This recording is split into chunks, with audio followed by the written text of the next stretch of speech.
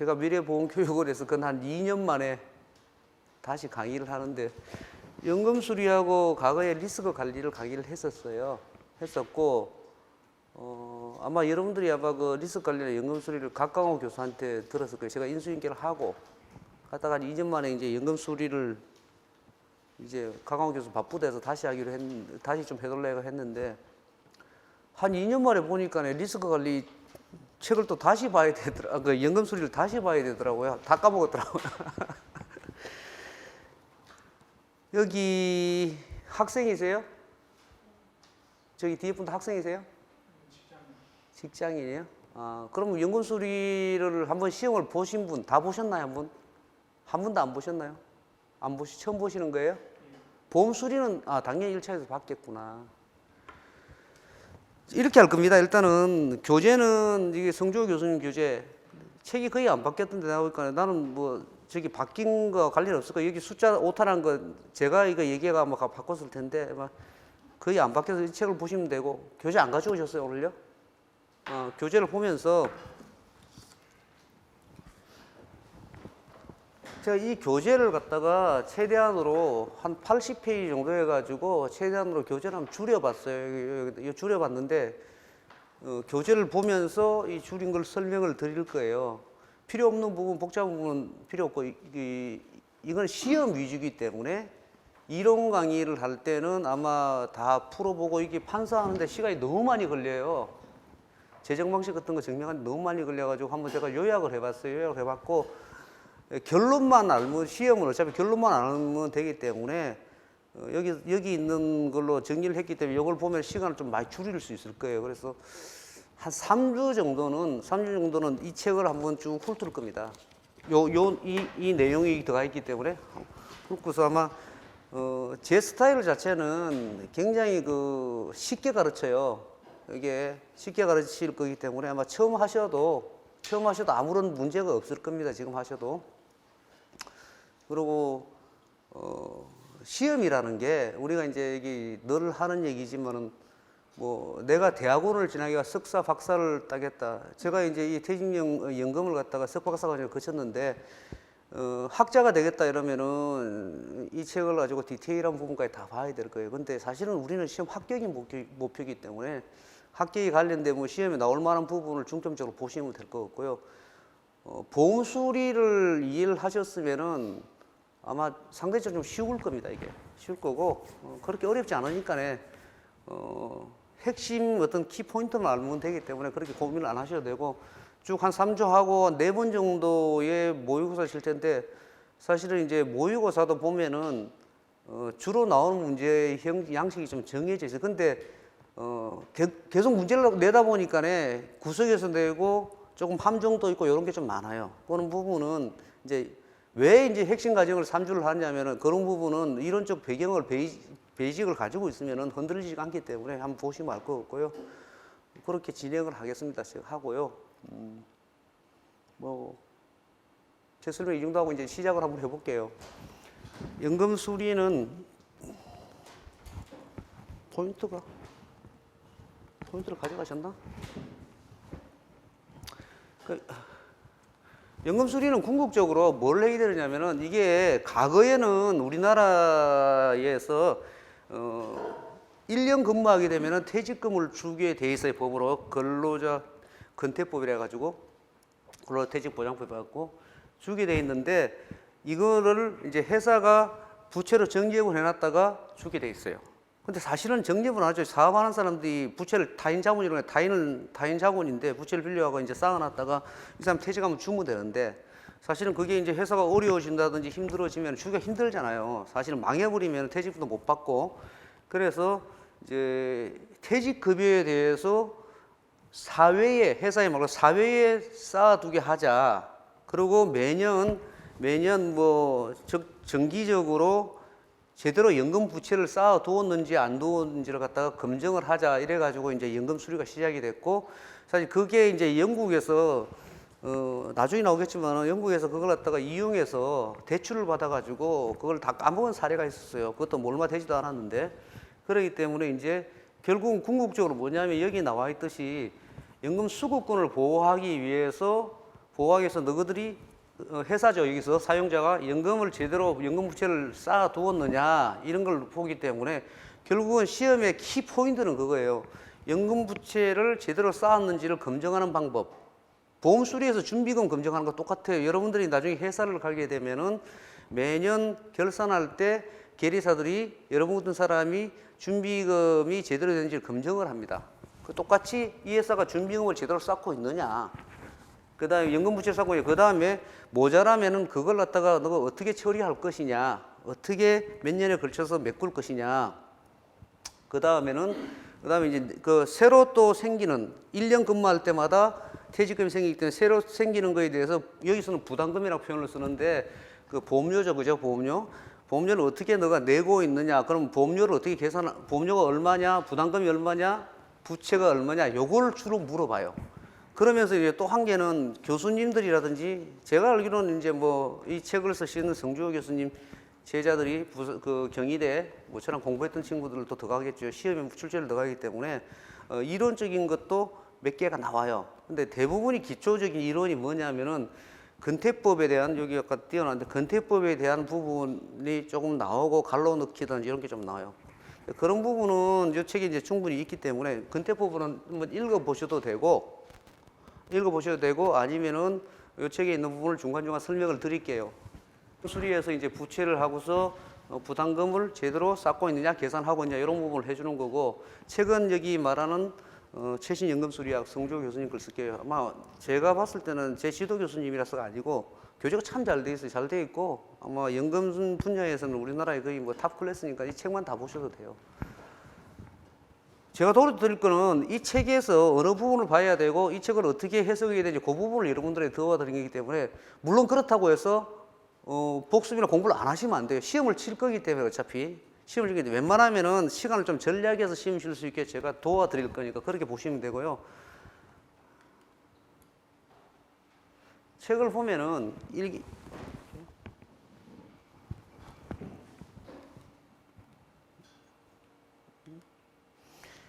이게 교재를 보면은 챕터 1부터 1장부터 7장까지 쭉 나오는데 1장부터 7장까지 중에서 1에서 3장 정도는 아주 넓게 러프하게 개괄적으로 설명을 하고 있고 이런 데는 간단한 이론적 문제에 될 만한 게 조금 들어가 있어요. 그리고 4번, 5번을 붉은 표현하는데 주로 4번, 5번에서 시험이 많이 나와요. 계산 문제가 많이 듭니다. 그래서 특히 이제 4번에 연금 재정 방식이 좀 중요하고 나오고 5번에서는 이제 계리적 손익, 보험 수리적 손익이 좀 나옵니다. 6장, 7장은 거의 시험에 아직 안 나온 걸로 알고 있는데 이건 당연히 안 나오는 게 지금 이게 연금 수급금 보호를 위해서 해놨기 때문에 그 국민들 제가 32년째 서울에 살고 있어도 사투리가 좀 섞여 있는데요. 그건 이해를 좀 해주세요. 근데 6장, 7장은 국가 공적연금에 관련된 부분이고 실질적으로 국가 공적연금, 여러분 말하는 국민연금이라 이런 부분을 갖다가 누가 검사를 나갔고 지금 600조가 넘는 걸 누가 쌓았냐, 못 쌓았냐, 못 쌓았냐 이런 걸 누가 뭐라 해서 국가가 하는 거기 때문에 그런 기 때문에 실제로 계리사들이 대부분 하는 건 이쪽 부분이에요. 이쪽 부분은 영국 같은 데 가면은 연금 액추얼, 펜션 액추얼이라고 하는데 연금 액추얼 굉장히 중요합니다. 영국은. 옛날에 뭐 그런 사건도 있었고 굉장히 중요한데 그런 데는 저 주계리사하고 부계리사하고서 굉장히 뭐 고위간직 정도로 급여도 세고 그런데 우리나라는 아직까지 그 정도는 안 돼 있어요.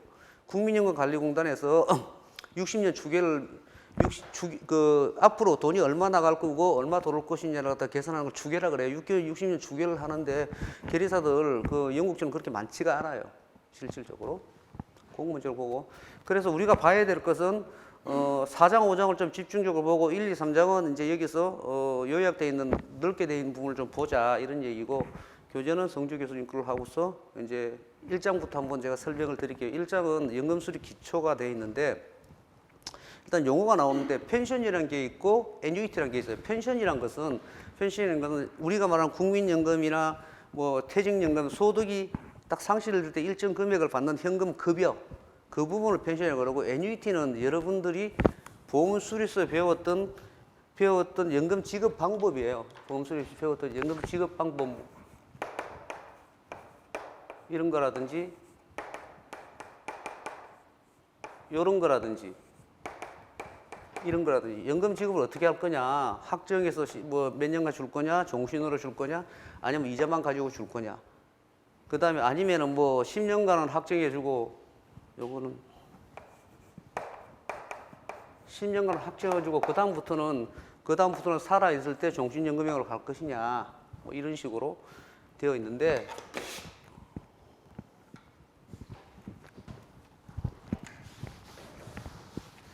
이런 식으로 연금을 월액으로 줄 거냐, 연회로 줄 거냐, 이런 걸 주로 이런 방법으로 연금을 지급하는 현금 흐름을 갖다가 애뉴이티라는 표현을 써요, 실질적으로. 우리는 이제 둘 다 그렇게 쓰는데 그렇게 쓰고요. 두 번째는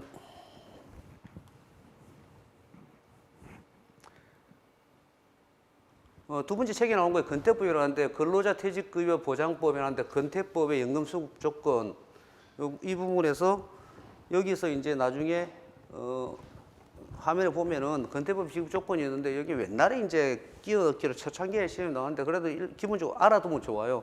10년 이상 근속을 해야 되고 55세 이후부터 줄 수 있고 최소 5년 이상은 연금을 주라 이렇게 돼 있어요. 다 아시는 내용이니까. 분류 방법에 대해서 연금 애뉴이티를 구분을 해놨는데 이거는 다 아시기 때문에 간단히 넘어갈게요.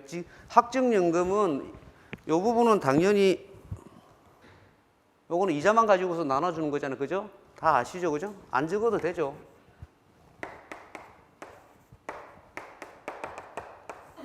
뭐 10이면 9 이렇게 나눠주는 거. 그 다음에 종신연금은 A+X라고 그래가지고 지금부터 해가지고 쭉 살아있을 때까지 주는 거. 요거는 살아있을 때 저 종신연금의 단점을 해소하기 위해서 기간이 있는 생명연금이라 해가지고 종신연금은 아주 건강이 좋은 사람은 오래 살면은 평균 연령이 86세쯤 되면은 86세까지 내가 넘어 살 것 같으면은 이게 유리하고, 그러면 뭐 그렇다 하더라도 교통사고라든지 어떤 불의의 사고로 죽을 수가 있기 때문에 일정 기간은 내가 이만큼 쌓아둔 돈, 연금에서는 이걸 이렇게 이걸 갖다가 적립하는 기간이라 그래가 우리는 회사에서는 제1복이라 적고서 이걸 갖다가 여기서부터 연금을 쭉 이렇게 나눠줍니다. 이렇게 이걸 갖다가 제2복이라 그래요. 제2보험기간이라 그러는데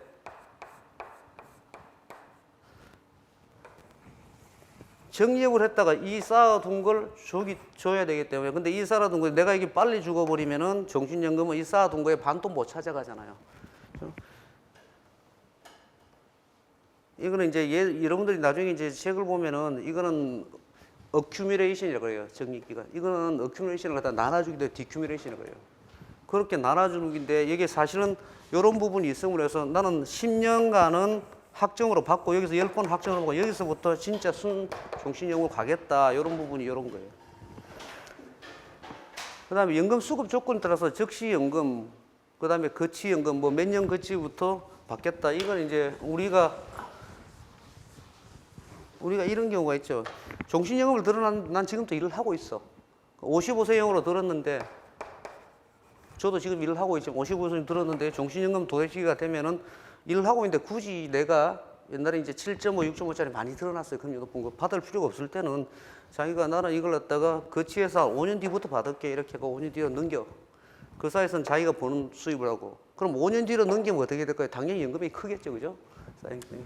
그래서 거치연금이라고 연금 수급자에 따라서 뭐 내 혼자 받느냐, 연생으로 받느냐, 뭐 이렇게 돼 있는데, 옛날에 보니까네 이거를 갖다가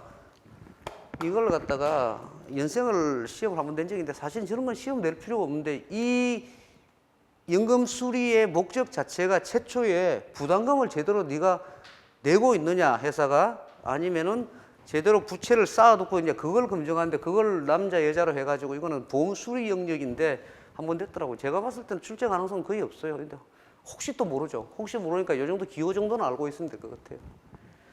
그럼 연금의 변동성에 따라서 이제 정액연금이냐, 정해진 금액으로 가느냐, 아니면 변동된 금액으로 가느냐, 보정연금이냐, 최저임금이냐, 체감형이냐, 조정연금이냐, 뭐 스텝다운이냐 이런데 용어적인 설명만 요거를 한번 읽어보시면 돼요.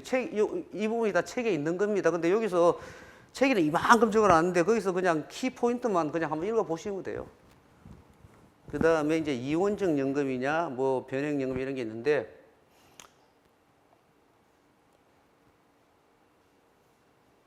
이원적 연금 우리나라보다도 해외에서 많은데요. 연금 이제 그 이해만 하고 넘어가면 한 3주간은 편하게 들으시면 돼요.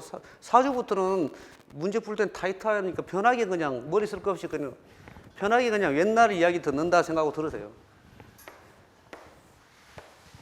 우리가 연금에서 흔히 3층 보장이라는 얘기를 하는데 이게 1층, 2층, 3층이라는데 1층을 갖다 국가가 주고 있는 기본적으로 국민연금을 얘기하고 2층에 대해서는 자기가 가지고 있는 회사에 일을 했기 때문에 받는 퇴직연금, 지금 말하냐고 우리가 막 공부하는 3층은 개인연금으로 따지는데 이렇게 3층까지 보장을 한 이유가 뭘까?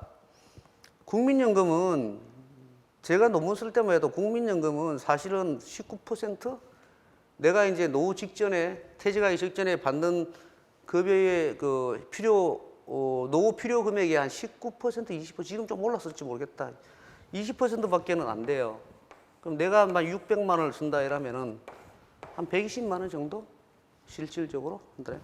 지금 제가 국민연금을 갖다가 지금 30년 정도 들었는데 제가 최고연금액이겠죠. 어쨌든 최고액을 들었는데 등급이 뭐 몇 등급까지 40 몇 등급가 있는데 한 190 제가 이제 아직 안 받았는데 60세까지 일을 하고 65세부터 받으면은 190만 원에서 200.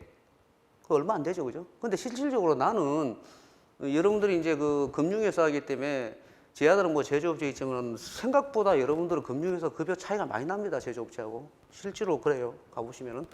그러면은 이제 최고액으로 들어도 뭐 그 정도면은 사실은 이제 저기 어디야 제조업체에서 한 2, 300 받는 친구들 그 친구들은 사실은 190도 안 된다는 얘기거든요. 얼마 안 돼, 이게 사실. 그 필요 금액에. 그러면 이제 이걸로서 커버를 했는데 이것도 사실은 옛날에는 요새는 이제 그렇게 못하게 하죠. 여기 퇴직연금 제도 보면은 중도에 정산을 못하게 집을 산다든지 부모님이 뭐 요양병원에 들어가 있다 이런 경우에 몇 가지 조건이 있는데 옛날에는 그게 아니고 회사가 부담이 돼서 정산하라 했어요. 가장 정도 되면. 저도 정산 2번 했는데 정산하면 빵이 돼. 그럼 실질적으로 회사 다니면서 이 퇴직연금을 단단하게 쌓은 회사는 별로 없어요. 그 다음에 이제 개인연금을 해야 되는데 삼성생명 같은 경우에는 잘 돼 있어요. 개인연금 자체도 혹시 여러분들이 나중에 삼성생명이나 삼성화재로 갈지도 모르겠는데 대회에서 가면은 회사에서 들어주는 개인연금이 있어요. 개인연금이 꽤 많아요. 한 40만 원 정도 매월. 그래서 이제 저기 여담으로 얘기하는데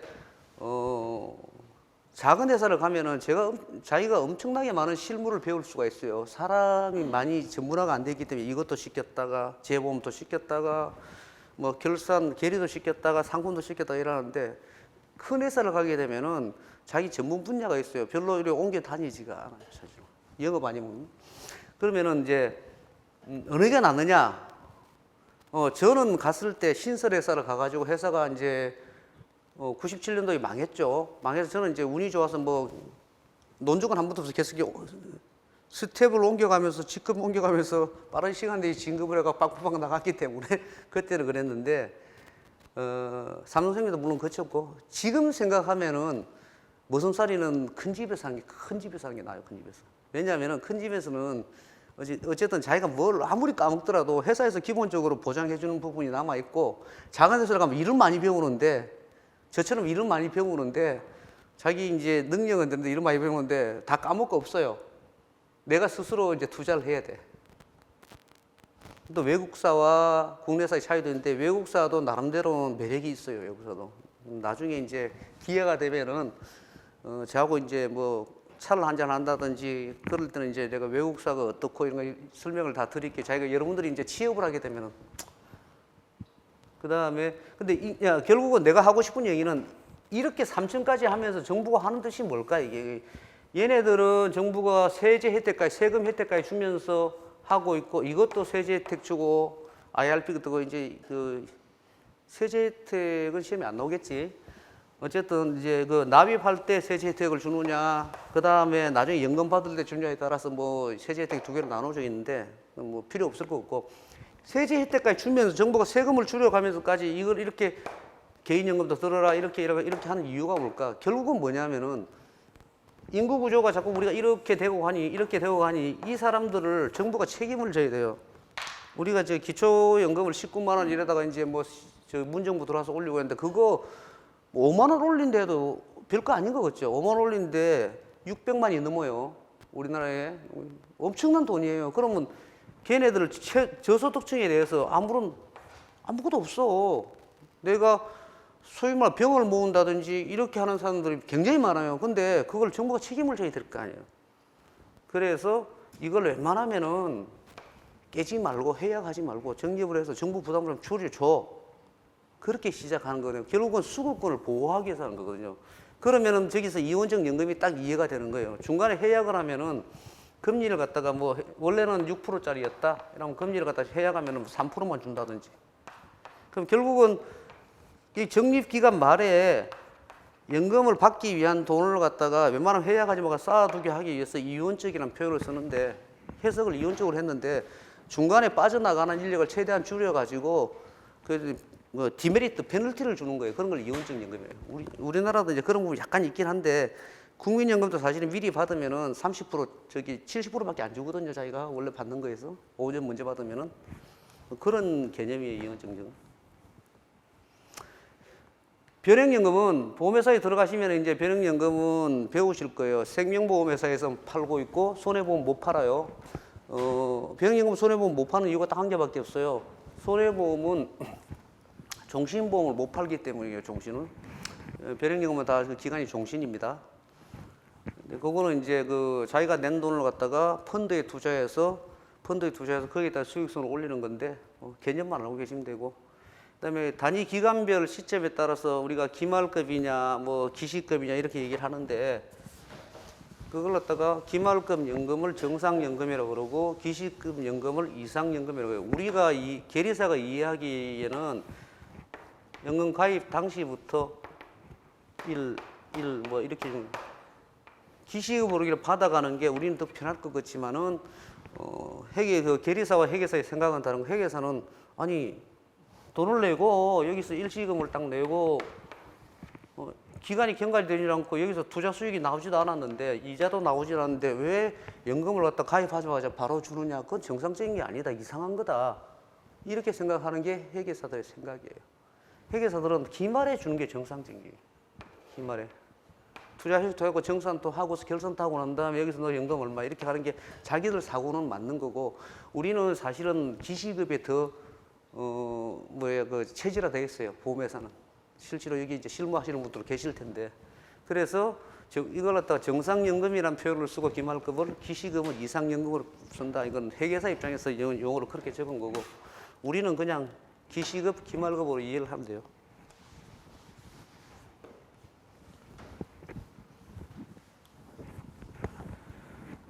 자, 정말로 이제 우리가 해야 되는 거는 DB하고 DC인데 학정급여하고 DC인데 DC는 별로 안 하셔도 돼요. 거의 안 하셔도 시험도 안 나오고 DB를 하셔야 돼요. 왜 그러냐면은 DB 자체는 이게 Defined Benefit Pension인데 학정급여형이라 했는데 여기서 이제 용어 자체를 잘 이해를 하면 돼요. 급여가 디파인돼 있다. 확정돼 있다는 얘기죠. 급여가.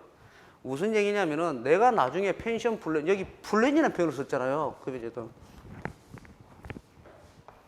연금 개시 이후에 내가 연금을 어떻게 이렇게 받을 것이냐, 이렇게 받을 것이냐, 아니면 거치해서 여기서부터 받을 것이냐. 이게 내가 받으려 급여, 베네핏이 확정돼 있는 걸 얘기를 해요. 그다음 확정 기여형은 뭐냐면 기여형이라는 게 저것도 이제 그렇게 생각하고 우리가 보험 수리에서의 보험료를 갖다가 연금 수리에서는 기여금이라 그래요. 부담금 또는 기여금이라고 하는데 그러면은 보험료나 기여금, 부담금이 확정돼 있다는 이게 확정돼 있는 게 아니고 이 앞에 내는 이 돈이 확정돼 있다는 얘기예요. 그래서 기여형이라는데 그러면 이거를 기여형은 뭘 확정되어 있냐면은 사용주 기업주가 매달 이 한 사람에 대해서 내는 부담금, 1년의 부담금은 그걸 확정돼 있다는 게 확정 기형이 DC라고 해요, DC. DB는 뭐냐면은 이 뒤에 나가 있는 급여 자체를 갖다가 확정해서 줘야 된다. 이러면 이제 약간 이제 그 의문이 생긴 거죠. 똑같은 확정인데 사업주 입장에서 뭐가 다르냐? 이게 다르죠. 이거는 몇십 년 뒤에 적어도 우리가 요새 한 27세에 취업하나요? 뭐 60세 한 30년 근무를 하고 30년 뒤에 나가는 연금을 갖다가 나가는 연금 엄청난 돈이 쌓여 있겠죠, 그죠? 중간에 못 빠져나가게 하니까. 물론 뭐 집 살 때나 이럴 때만 못 빠져나가니까 이거 자체가 엄청난 큰 금액인데 회사가 계속 성장을 해갖고 뭐 큰 회사가 되겠다면 모르겠는데 이게 회사가 어떻게 될지 모르는데 이걸 갖다가 급여를 하면은 굉장히 회사의 부담이죠. 그래서 대부분의 회사에서는 DC형을 선호를 해요, 사업주는. DC형을 선호를 하고서 대부분의 직원들은 DB형을 선호를 해요.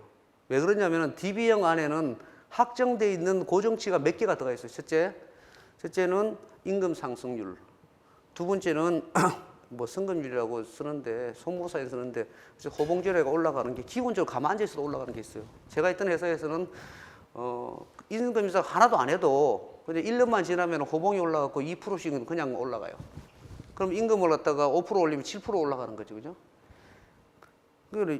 우리가 내가 입사했을 때는 은행의 정기예금 금리가 10%였어요. 10%, 12%였는데 그 당시는 80년대니까 엄청나게 금리가 높았는데 요즘에 1%, 2%뭐 엄청나게 치열합니다.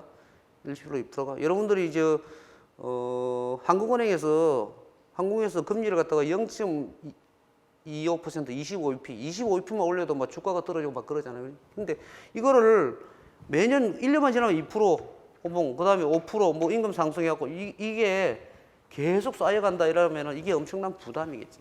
그래서 대부분의 회사에서는 그러지 말고 내가 이거는 확정을 싫고 매달 니들한테 주는 돈을 확정해 줄게. 그래가 연봉의 12분의 1 보통 그렇게 합니다. 저도 시율에 8.33% 그러니까 급여의 8.3% 월급에 8.3%를 계속 이제 넣어주는 거예요. 걔 통장으로 이렇게. 걔 퇴직금 계좌로. 그게 DC형이에요. 그러면 회사는 끝난 거예요. DC형은 매달 돈을 넣어주고 1년 지나고 딱 12개 넣어줘 버리면은 회사는 싸울 것도 없고 이미 이거는 끝나버리고 그래서 이제 뒤에 나오겠지만 DC형을 갖다가 완전 적립 방식이라는 표현을 쓰긴 해요. 완전 이미 뭐 다 줬기 때문에 적립이 다 된 거지. 회사 입장에서는 빵이에요. 쌓아줄게. 자기 돈이 그럼 얘가 돈을 받아서 그럼 어떡하느냐? 그거는 자기가 투자를 합니다. 펀드를 산다든지 그거는 자기의 투자 수익에 대한 책임이 자기한테 있는 거고 회사는 여기서 만약에 이게 보세요.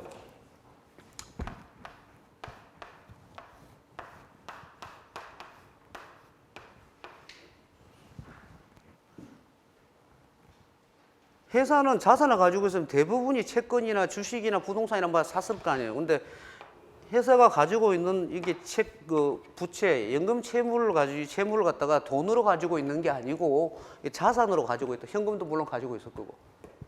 근데 여기서 투자가 잘 되든 못 되든 투자가 실패가 돼도 여기 있는 부채는 아까 말한 고정성 금리가 있죠, 그죠? 성금률, 임금 인상률, 그다음에 물가 상승률 따지긴 하지만. 그런 부분이기 때문에 이거는 항상 고정돼 갖고 계속 이거는 줄어드는 법이 없어요. 임금이 다 똑같다 하더라도 이렇게 올라갈 건데 이거는 그게 아니죠. 그래서 DB형을 부담스러워한다. 이렇게 얘기를 합니다. 그 DB형, DC형을 나누고 우리가 공부하는 건 다 저겁니다. 왜 그러냐면 여기서 여러분들이 잘 아는 계리적 기초 가정이 들어가게 돼요. 가정. 어순션이 들어가는데 여기서 들어가는 가정 자체가 뭐 임금 인상률 그다음에 뭐 보험수리에서 예정이라고 하고 여기서는 예상률이라는 표현을 써요. 똑같은 용어예요. 예상이율 또는 뭐 할인율 그런 게 다 들어가기 때문에 다 들어가는데 우리가 주로 하는 게 계리사들이 하는 게 이거잖아요. 근데 이제 앞으로 여기 계리사 되실 텐데 우리 이쪽을 여기 상대 혹 정리하는 경제학과 있으세요? 없으시구나. 수학과는 이쪽이 강해요. 통계는. 근데 이쪽도 어세드 액츄어리가 이제 앞으로 더 중요해질 겁니다. 이게 이쪽도 좀 알아야 돼요. 이쪽도. 경영 쪽도. 우리는 이쪽은 강하잖아요. 이쪽은 되게 강하잖아요. 그래서 DB형 쪽은 이쪽을 많이 보는 거다. 그럼 DC형이 유리냐, DB형이 유리냐 책이 쭉 나와 있는데 DB는 급여 인상률과 관련해서 높여서 실질 소득이 증가돼서 유리하다. 이거는 이제 사람에 따라 달라요. 초저금리 시대 같은 경우에는 사실은 DB형이 불리할 수도 있어요. 그 작년에 주식 투자한 사람이 이제 제 아는 후배가 보면은 한 20개 종목을 해가지고 퇴직하고 이제 하루 종일 이제 하루에 한 6시간 정도는 그걸 뭐라 그러더라. 집에서 뭐 6시간도, 전문 투자가라 그러더만. 그걸로 이제 먹고 사는 친구인데, 그런 친구들은 1년에 기본적으로 40%, 적게는 이제 10%에서 많게는 40, 50%를 한다. 자기가 1억이면 이제 1년 뒤에 1억 4천이 되고, 뭐, 자기는 이제 평균이 이제 그 10에서 20% 수익을 얻는데 재작년에는 좀 좋았나 봐요. 그렇게 하면은, 그러면 DB형을 따져보면은 아무리 해도 임금 인상률을 따지고 해도 10%가 안 나오거든요. 그러면 이제 DC형이 유리할 수도 있어요. 사실은 잘만 하면은. 근데 이제 그건 전문 투자형이고, 현재까지 이제 제가, 만약에 여러분들 입장이라면은, 회사에서 노조에서 아마 협약을 할 겁니다. 우리 이번에 DC형으로 바꿀라 하는데, 라면 여러분들은 반대를 하셔야 돼요. 반대를 하셔야 돼요. 마지막까지 내가 유지할 수 있는 거는 이제 퇴직금하고 급여이기 때문에. 근데 시대가 바뀌어가지고, 우리 이제 표준은 새로운 표준이다, 뉴노멀이라 그러는데 이거는 이제 저성장, 저출산, 고령화가 되기 때문에 어디서 돈을 벌어올 데가 없다. 그래서 내가 투자를 해야 된다. 이래가 DC형이 유리할 수도 있다. 뭐 이런 얘기를 하거든요. DB형의 특징을 아까 말씀드렸는데 퇴직 시 금액이 픽스되어 있어서 투자 리스크를 회사가 부담한다. 매년 부채를 평가해서 검증하는 과정을 거치는데 이걸 여기 책에서는 재정검증이라고 해요. 재정검증을 거쳐야 되고 재정검증 해가지고 잘 안 되면은 재정검증이 잘 안 되면은 회사가 또 책임을 져야 되고. 그래 DC형은 그게 아니고 사용자가 투자할 돈만 회사가 주면 되기 때문에 재정검증이 필요가 없다. 앞으로 우리는 DB형을 한다. 그 밑에 이제 DB형과 DC형을 갖다가 이제 이렇게 비교를 해놨는데 이런 건 한번 참고를 해보십시오.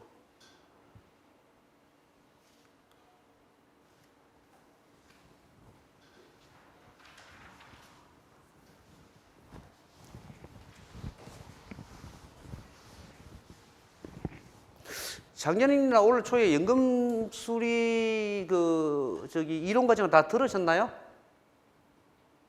들으셨어요? 듣고 있어요 지금요? 듣고 있어요? 안 들은 사람이 있기 때문에 듣고 있는 사람은 이게 아마 머릿속에 뭐 복습하는 걸로 생각하세요.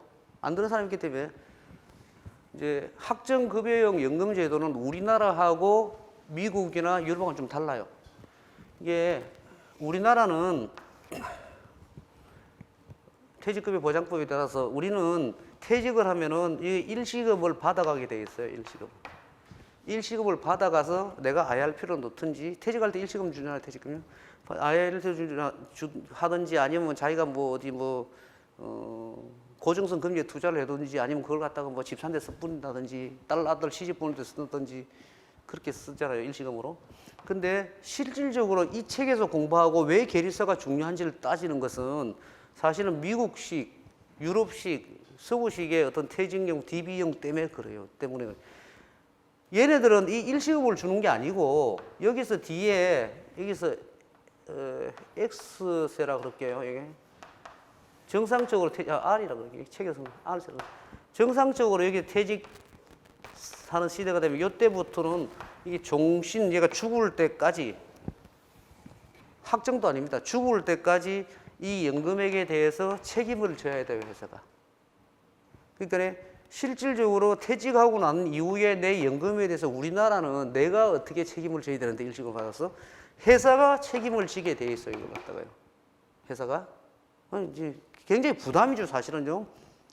사람들이 기업이 오래되면 오래될수록 이게 엄청난 돈이 쌓여 있어야 되기 때문에 굉장히 부담이죠. 그럼 이 방법을 가지고 이걸 어떻게 여기 이제 요걸 갖다가 우리가 급여라 그러는데 우리가 월급 받는 급여가 아니고 재정 방식에서 말하는 급여인데 연금급여라 그러는데 이 급여를 어떻게 설계하느냐 아까 말한 펜션 플랜 펜션을 어떻게 설계하느냐 설계하느냐 방법에 따라서 여러 가지 방법이 있습니다. 이 방법은 당연히 노조하고 협약을 거쳐야 되고 협의를 해야 됩니다. 협의를 해야 되고 우리나라는 좀 단순합니다. 우리나라는 어쨌든 간에 좀 단순한데 여기서는 이제 그런 부분에 대해서 이제 시험을 치시면은 무조건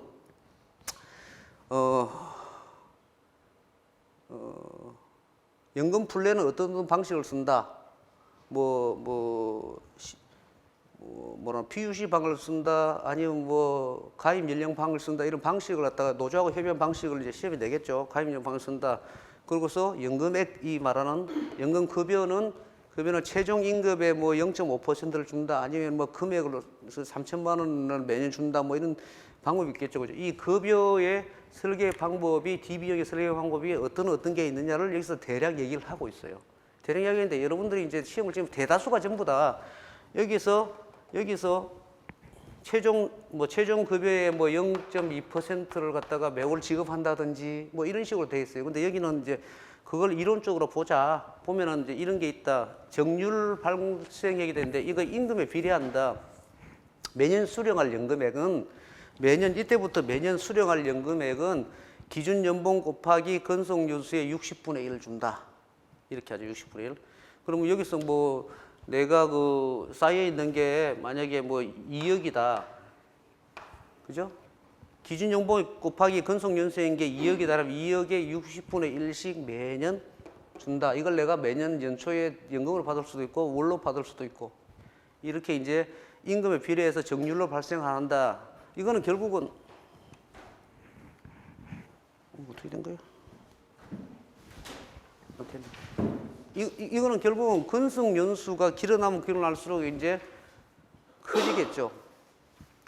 두 번째는 이제 정액 발생은 뭐냐, 임금에 비례하지 않고 일정한 금액 600만 원 곱하기 근속 연수도 한다. 이런 금액에 비례하지 않는다. 이런 경우 어떤 기업체가 많으냐면은 주로 근로를 하는, 우리가 말하는 여러분 지식 노동층이 아니고 근로를 하는 가구 공장이라든지, 사실은 가구 공장 60대, 50대 아저씨가 하나, 30대가 하나 가구를 옮기고 자르고 하는 거 똑같잖아요. 그런 경우에 이런 걸 많이 써요. 이런 거. 이제 그럼 우리가 알고 있는 건태법에서 뭘 했냐면은 단위급여 산출 방식이다. 이래가 퇴직일시금을 얻다가 30 플러스 시타에다가 퇴직 직전 3개월 평균이익 곱하기 근속연수. 저직 자체는 하나 알아두는 게 좋은 게,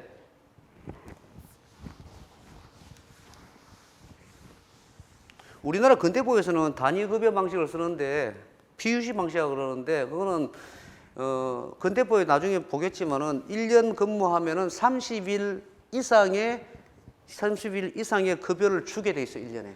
그러면 쉽게 얘기하면은 내가 12일 근무하면 한 달치는 내가 보장을 받게 돼 있어요. 근대법에서. 근데 좀 좋은 회사는 30일보다 더 줘도 돼. 그래서 시타만큼 30일보다 더 줘도 돼. 그러니까 이제 옛날에 이제 근회사 같은 경우에는 제일생명 같은 게 지금 이제 ABL이죠. 그런 경우에는 누진제가 있었는데 10년까지는 30일. 10년 지나가게 되면 5일 더 해줘. 35일. 그러니까 1년 근무, 12일 근무하면 한 달 플러스 5일 더 주는 거예요. 5일. 그래서 뭐 누진제로 하기로 하는데, 저렇게 해서 하는데 기준은 퇴직 직전 3개월 평균 임금이에요. 직전 3개월 평균 임금 곱하기 근속연수다. 저게 이제 우리나라 일반적인 PUC 방식이 우리나라에서 쓰고 있는. 그럼 만약에 시타가 0이면 근태법에서 요구하는 법정 최소급여, 근태법에 보면은 30일 이상을 줘야 된다기 때문에 보장받을 수 있는 거고, 시타가 0보다 크거나 뭐 근속연수 플러스 알파면 누진제이다. 이게 이제 시타가 0보다 큰 거는 알겠어. 10년 이상 근무하면 35일 더 줄게, 10일 더 줄게 알겠는데, 그러면 이제 근속연수 플러스 알파는 무슨 얘기냐면은 이제 임원 같은 경우라든지 이제 이런 게 있죠. 그 1년 일하면은 아까 한 달 일했잖아요. 근데 이제 임원 같은 경우에는 2N으로 가는 수가 있어요. 2N. 1년 근무하면은 2달치를 주고, 그 근속연수에 2배를 쳐주는 거지. 그런 경우를 말하는 거예요. 누진제 학정급여 사실 근무 기간만 퇴직일시금은 33개월 평균이고 이랬는데, 그냥 이것도 그냥 이렇게 누진제인데 알아두시면은, 만약에 10년 이내로 근무를 하게 되면은 이건 제로예요. 근속연수에 더 플러스 안 해주고, 10년에서 20년 사이를 근무하게 되면 내가 뭐 10년 이상 근무했다 이러면 이걸 1.5를 해주는 거예요. 1.5. 그러면 이제 이게 뭐 20년 이상 되면 1을 해주는 거죠. 그러면 내가 일한 얘기는 20년 21년 일했다 그러면은 21이 아니고 여기 1을 더해주면은 23이 되죠. 그죠? 그런 개념이에요. 급여 발생률 방식은 이건 비율로 해가지고 요 시타를 갖다가 이게 근무기간에 다 나눠주는 거다. 이거는 뭐 다 시험 치면 다 조건을 줍니다. 이런 거 저기 알고만 개념 알고 외울 필요 없어요. 다 조건을 주게 돼 있어요. 균일 급여 방식은 건성연수에 비례하지 않고서 10년 이상 가입수 3천만 원, 10년 미만 뭐 안 줘, 뭐 이건 말이 안 되는데 어쨌든 이런 식으로 주게 돼 있어요.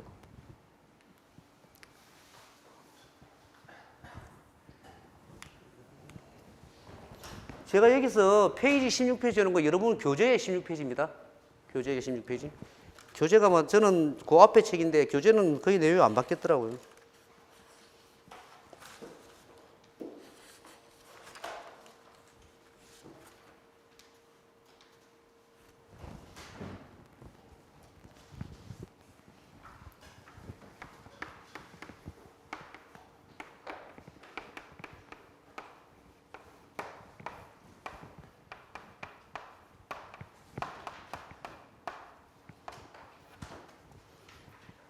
보험 수리하고 연금 수리하고 많이 여기 이제 책에도 비교를 해놨는데 보험 수리는 이걸 갖다가 우리가 뭐라고 하냐면은 보험 수리에서는 이걸 갖다가 할인율 또는 예정이율로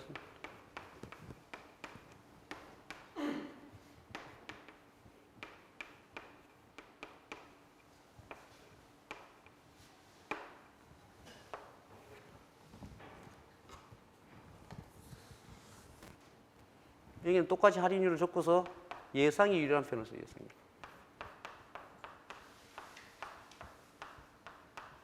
보험 수리에서는 우리가 내고자 하는 걸 갖다 보험료라고 그럽니다. 보험료.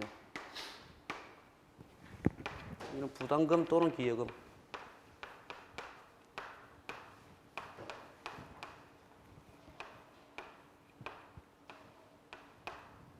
여기는 준비금이라고 그러고 여기는 연금 부채라고 그래요.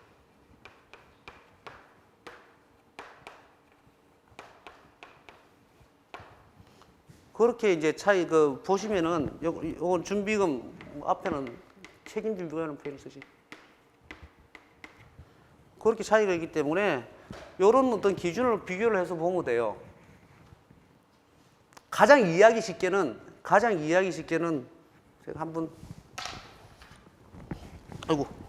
가장 이해하기 쉽게는 이렇게 됩니다.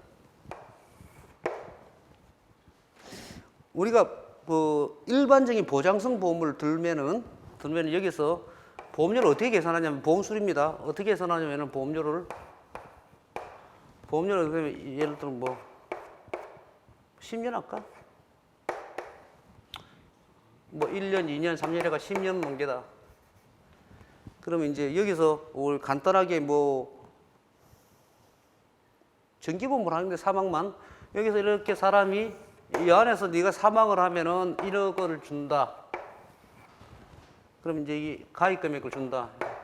그러면 여기서 사망을 하면 1억을 준다 이러면 우리가 계산을 여기서 물론 이제 여러분들이 이제 다 보험수를 했기 때문에 그냥 간단하게 원래는 이렇게 하죠. 그죠? 원래는 LX에다가 QX를 곱해가지고 이게 DX를 구해가지고 쭉쭉쭉 해가지고 DX가 여기서 이제 현가를 내가 CX를 하고 그 다음에 MX를 하고 뭐 이렇게 쭉 계산하고 하잖아요. 그죠? 정기보험은 보험 수리 다 했다 보고 그렇게 따지면은 우리가 일반적으로 보험 수리에서는 보험료를 살아있는 사람들이 여기서부터 계속 낸다면은 이것도 역시 LX에다가 VDX 해가지고 뭐 DX하고 뭐 NX 이렇게 하잖아요. 그죠? 그러면은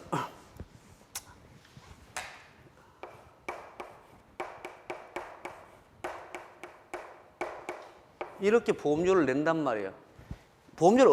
내가 회사가 1억짜리 정기보험을 10년을 팔았다면 얼마를 받아야 될까?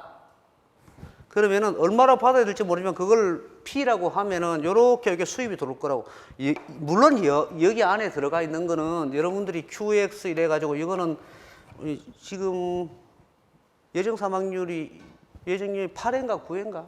8회인가 9회인가? 모르겠네.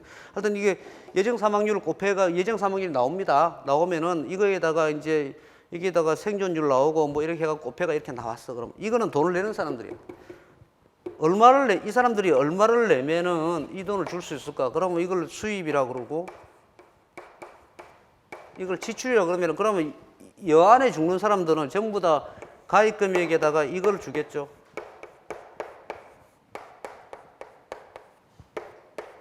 연중앙입니다. 이렇게 해서 수입 지출을 해서 계산을 합니다. 이렇게.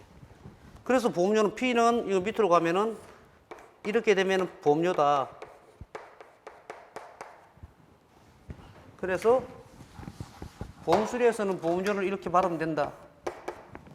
이렇게 되는데 여기 들어가 있는 게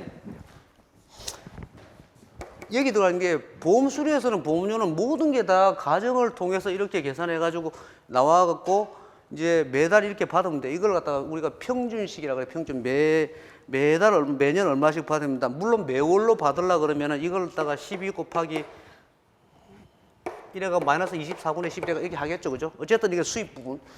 어쨌든 이 부분 자체는 정해져 있는 금액이단 말이야. 그게 보험수리 계산한 거예요. 부담금도 똑같아. 부담금은 어떻게, 이거 보험료라 따지면은 여기서는 연금수리에서는 똑같이 한번 해볼까? 연금수리에서는 보험료를 어떻게 계산할까? 부담금. 조금 전에 나는 이제 정기보험을, 사망보험을 예를 들었는데 이거는 지금 생존보험이란 말이에요. 그럼 이때, 자기가 정년 때 생존해 있으면은 얼마를 준다? 이게 조금 전에 우리가 배웠던 거거든. PUC 방식 이러면은 30일 곱하기 근무연수 곱하기 또 뭐죠? 최종임금, 뭐 최종임금의 30일분, 뭐 최종임금의 3개월 평균 뭐 이렇게 돼 있잖아요. 요거에서 요렇게 줬을 때는 요걸 그대로 이게 보장이, 이게 아까 말하는 우리가 조금 전에 정기모에서 말하는 이게 S예요, S. 가입 금액이고 얘네들은 죽은 사람한테 주는데 우리는 그게 아니고 살아있는 사람한테 이게 뭐예요? 지출이 되겠죠, 지출이. 그죠? 조금 전에 우리가 MX 빼기 MXN 했는 게 이거잖아요. 이게 생존보험이기 때문에 나갈 돈이잖아. AX는 당연히 1 종신까지 나가는 건데 이걸 갖다가 이걸 매년 이렇게 준다면 이게 S가 될 거 아니야. 그런 개념이단 말이에요. 똑같아요.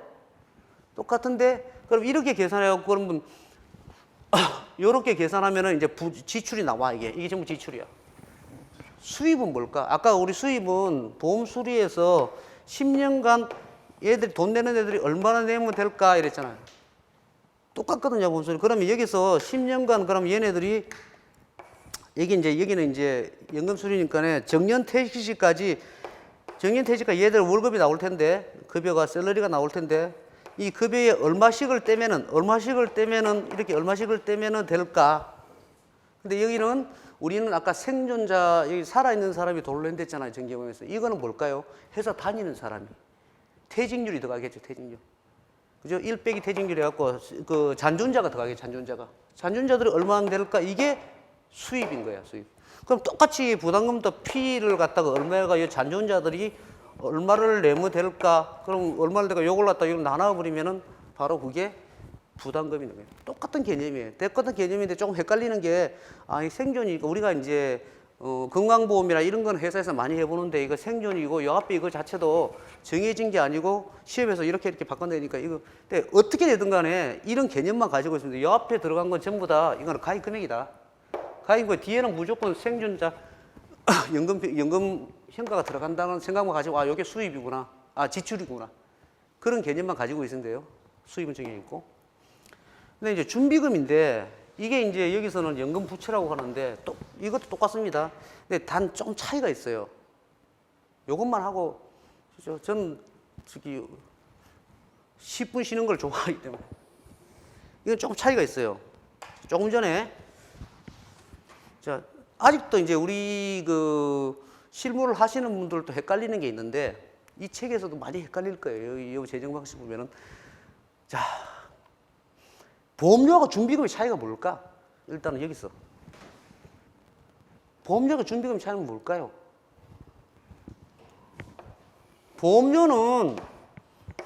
보험료하고 준비금하고 기본적으로 로직은 똑같아요.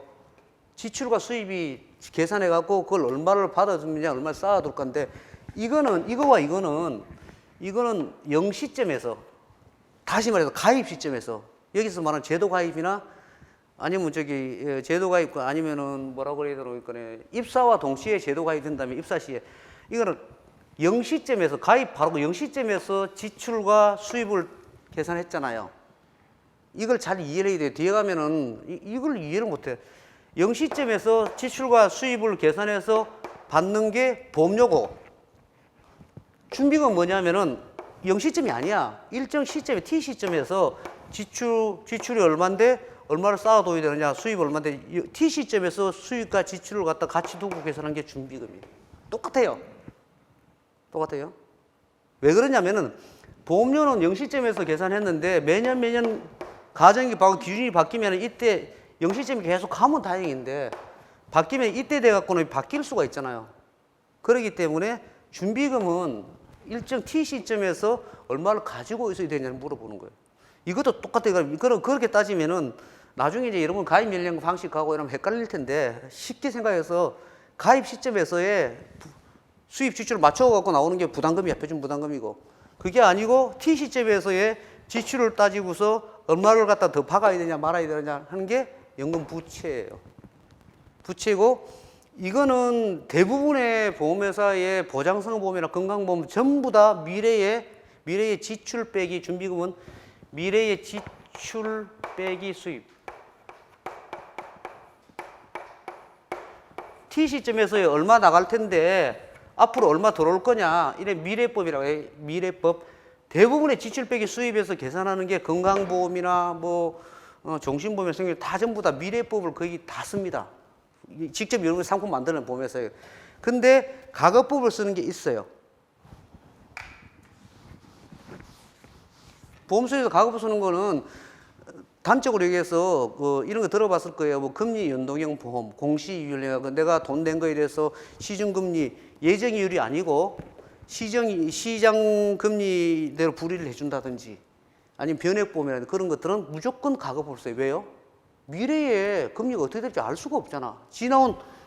우리가 가입하고 난 다음에 1년 지났을 때 이때의 금리는 우리가 시장 금리는 과거에 이미 결정이 되어 있기 때문에 이걸로써 불이를 해줘. 연으로 따지면 1%, 이거 한 게 1년 뒤에 얘가 연남을 했던 1년 뒤에 준비금액, 이런 거는 가급법을 써요. 가급법을. 근데 우리가 보험소에서 가급법과 미래법은 같다는 걸 증명을 했단 말이야. 가급법을 쓰는데 금리 연동에는 전부 다 가급법이에요. 근데 대부분의 지금 요즘 금리는 잘 안 팔아요.